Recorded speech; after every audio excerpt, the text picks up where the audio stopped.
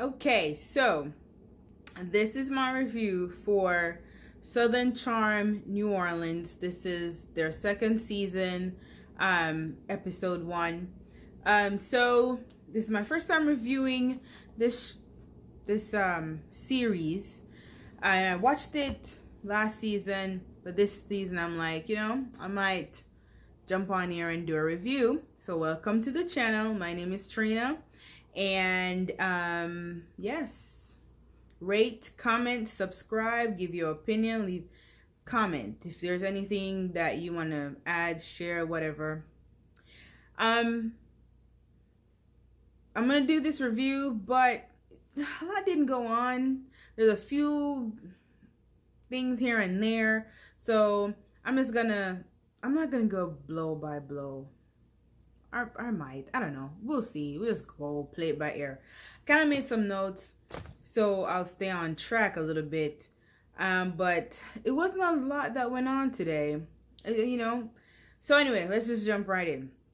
So they started out with Tamika and Barry, just catching up to speed of where they are now. Last season it was kind of like a cliffhanger, because Tamika was running, and Barry was feeling neglected, and their marriage was in a little weird spot. So now, fast forward this season, we hear that Tamika's completely changed her schedule around. She works in the news, a broadcaster of some sort. So now she was working mornings, which she said before she was leaving her house like 1:30 and waking up 1:30, being out the house by 3 because she has to be at the station, blah blah blah. So she listened to her husband, thank God, because he was like, yo, you're doing too much, I'm feeling neglected, the kids are feeling neglected, you need to slow down. And when last season ended, she was like, I don't know how to, there's no way. But guess what? When your marriage is on the line and your husband is telling you, I'm feeling neglected, our marriage is on the line, you make a way, okay? So she made a way. So now she's no longer working mornings, she's working evenings. And so now she says she can stay in, get the kids off to school, blah, blah, blah. So it seems like, all in all, they're doing good. Their marriage is on track. They're doing good. So one of the things that they said that made me go, was that, so the home that they were living in last season, evidently they were leasing it. So now they've moved to another home, like outside of New Orleans. They described that they live like further out, way in the countryside or whatever that means. And so now I guess they're leasing or renting another house. Keep that in mind. I'm gonna come back to that, but just remember I said that. Okay. Then we saw Jeff and Reagan. Big shocker. They divorced. A man and a blind man on a galloping horse. Could have seen this coming last season. They were on totally different tracks altogether. She was all about her career, going back to school, studying to be a lawyer. She has a jewelry line that she was, full force ahead. She was like career, school, business, da da da da da da. And he wanted a baby. He wanted her to slow down and start a family. And she was, like, oh yeah, I want to, da, da, da. But we all knew she wasn't going to do that because she was so invested in going back to school, getting this law degree, and her business. There was like a lot of cracks. We saw that last season in their marriage, even though they pretended like everything is fine, we love each other, we're so fine, mwah, mwah, mwah. As Tamika described it, la la land. They pretend like everything is great. And also last season, Jeff had a couple of like breakdowns. Like we started the season, he was running down the street. They had an argument. He just jumped out the car, get to running. And I'm like, holy crap. Like, what is going on with this brother? So now he's talking about like he suffered from depression and he terrible mood swings. We saw that last season. he's off to the races, child. Mood swings, anger, depression. But he said he wasn't telling his wife any of this because, sometimes men get that way. I'm a man. I'm going to keep everything inside. I can handle it. Let me just handle it. And so you have a wife that's just kind of like, I'm your wife. Let me be there for you. But sometimes men get like that. Yeah, we all knew that wasn't going to work. Yeah, their relationship went kaput. No surprise there. I mean, as I said, a blind man on a galloping horse saw that coming. So then we move on to Chelsea and Justin. This is Chelsea want a ring. Justin is hesitant on giving her the ring. So I guess in substitute for the ring or consolation prize to the ring, they're living together. So last season they were renovating Justin's house, and so they had to move in with Justin's mother. With Kelsey was females, you know what it is, moving in with your boyfriend's mom, like you're in her house. And we as women, we are very territorial. You know how that goes. So yeah. So now this season, their house is, done pretty much. And so they've moved back in together. Justin isn't ready to, propose, but he says he's fully committed. But I'm not sure why he still doesn't want to give her the ring. But I don't know.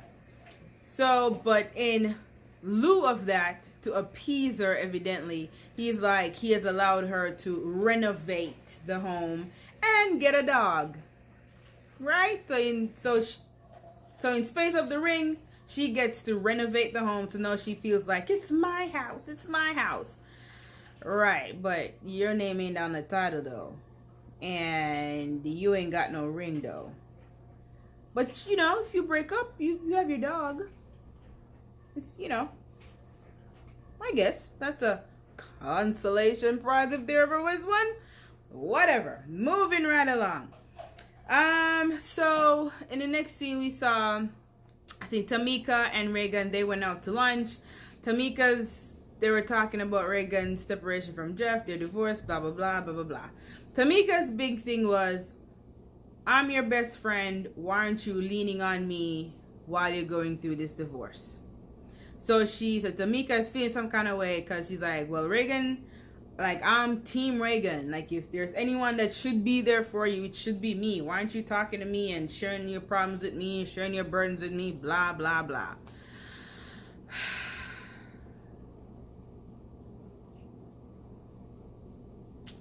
Yeah. I'm just like, dude. Friendships are a peculiar thing. I feel like Tamika wants to have control. She strikes me as a person that needs to be in control. And so Reagan is not playing by the rules, I guess. But I mean, you're friends, and you should listen, man. I'm just like, I don't get it. I don't get what your complaint is. Yes, you're friends, but you're not God. And if she wants to talk to you, she'll talk to you. And if she don't want to talk to you, she won't talk to you. And the only thing you can do as a friend is just to be present. So she missed me with that complaining. I was just looking at her like, girl, do something else with your time, please. Anyways, moving right along. So Jeff is having a guys' night out. He's newly single, ready to mingle, and evidently he's hanging out with John. Oh yeah, do you remember John from last season, the artiste? And he's single, and yeah, you just have to meet John. You watch the show, he's very flamboyant. He thinks he's the shit, and there ain't nobody else in the world can shine a candle to his greatness and his beauty and his physique. This is John. Yeah, that one. So they're hanging out, and so they're They're the two single guys now, you know, doing their thing. But the curious thing to me in that whole guys' night out was Jeff's repeating, "I'm fine, you know, this divorce is amicable, we're good, we're friends, we're best friends, we're even best friends now, you know, we have such a great relationship now that we're divorced. It was a mutual thing, you know, she's happy, I'm happy, we're fine." I should have counted the amount of times he said we're fine. Normally when people said we're fine, they ain't fine. But we will see, right? This season is progressing nicely. So we gonna really see if he's fine, because yeah, we'll see. We're gonna come back to that. So then, you know, Tamika and Barry, they're moved to their new house and they want to have a pool party. So during this whole planning of the pool party, Tamika mentioned that she has a personal assistant and a brand manager. So remember earlier I was talking about the house thing? So they were leasing a house. The people who own the house wanted their house back. So then they moved to whatchamacallit land. And I'm curious to know if they're still leasing and renting a house. This house looks like a mansion. They have a huge pool. I mean, their house looks fabulous. Okay. And I'm thinking, like, if you're doing so well, because this is what they're portraying. This is what they're portraying. Like, they are living fabulous, honey. But wouldn't it be a better investment to own a house? Y'all, I don't own a house. So y'all who know a little bit more about ownership versus leasing, leave a comment below. Because, I don't know, to me it just seems like some fakery going on here. Because I'm like, why would you're living this fabulous high society, high sedity life, right? Have a personal assistant, a brand manager, but then you don't own a home. The things that make you go, I don't know. Leave me a comment. Let me. I don't know. I just found that a little bit curious. Or maybe this new home, they do own it. But they didn't say that though. So I'm thinking that they don't. But why living all this high society bougie life and you don't own your house?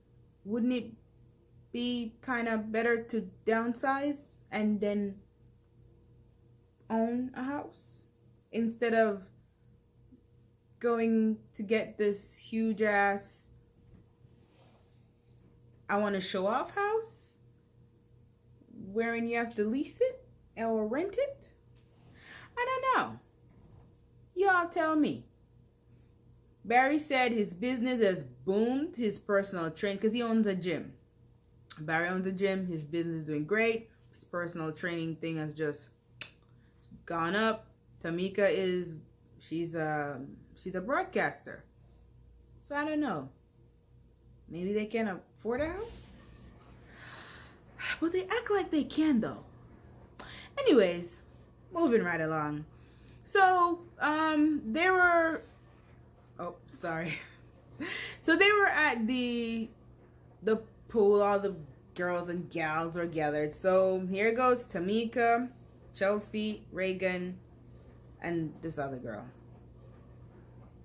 Those are the ones. Anyways, whatever. Talking about Reagan's divorce. And Reagan was talking about how amicable it was. She and Jeff, they're great. They still call each other on the phone every day. And they talk every day. And this is such a beautiful thing. It's so amicable. They still tell each other that they love them. And anything Jeff wants, he calls her. How do I do this? What do I do? Blah, blah, blah, blah, blah, blah. And Tamika is sitting there like rolling her eyes like, girl, really? I don't think that's healthy. You guys are getting a divorce, but yet you guys are still communicating like you're married and telling each other you love. So Tamika's thing was, Reagan, wake up. This is not gonna end well. Like, if you're gonna separate, just separate. And if you're not, than not. But this straddling the fence, so she used the phrase repeatedly that Reagan is living in la la land, pretending like everything is fine, which we've seen that Reagan does do. She pretends like everything is fine. We saw that last season with she and her Jeff. Everything is fine, there are no problems here. Even when everybody could clearly see that, girl, there are problems here. It's okay just to be real. Just come clean. Just, like, I don't know. But some people, they like to pretend that everything's fine. And Reagan is just one of those people. She likes pretending. So anyways, so Tamika was, giving her a reality check. Wake up. Get out this la la land that you're in. So Reagan brought up, like, why do you think this is not, okay? People get divorces. They're amicable, blah, blah, blah. And then Reagan brought up, you left your husband, talking to Tamika like 6 years ago. So immediately Tamika was offended. And she was like, why did you bring that up? You were doing it on purpose. You're trying to hurt me. Blah, blah, blah. This and that. But Tamika's issue was, you're saying this in front of my daughter, who was in earshot of this conversation, and my daughter is not aware that I filed divorce and almost left her dad. Reagan's point was, you talk about this all the time. I didn't think it was a big secret. You talk about this all the time. So what's the issue with me bringing it up now? I don't think Reagan was saying it in a malicious way. I think Tamika was just so on her. I really think that Reagan wanted her to get up off of her. So she's like, listen, you did this, so why are you, was it in poor taste? I mean,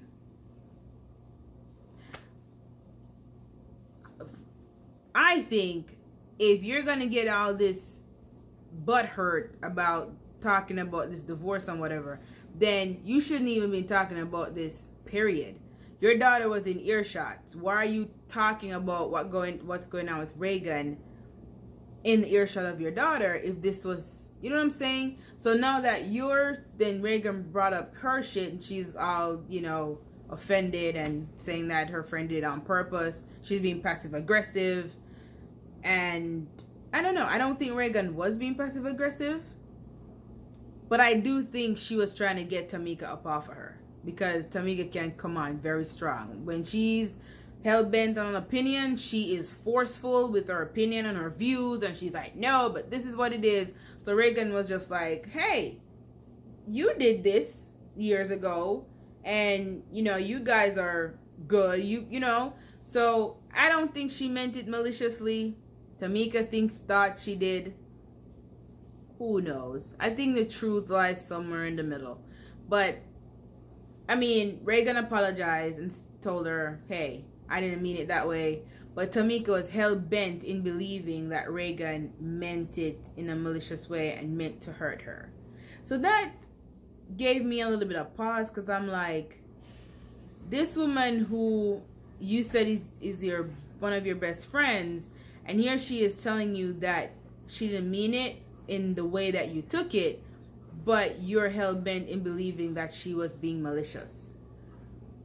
Now, let's go back to the earlier conversation when she's saying that Reagan isn't sharing things with her.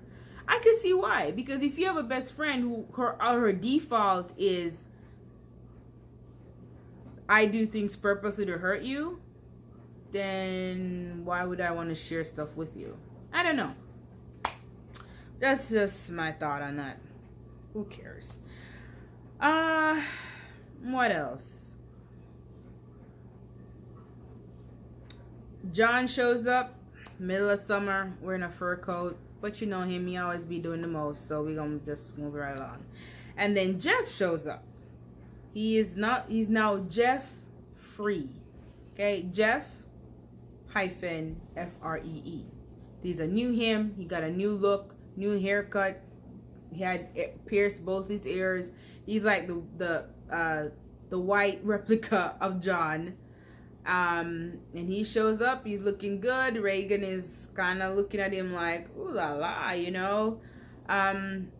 You can tell that they both still have feelings for each other.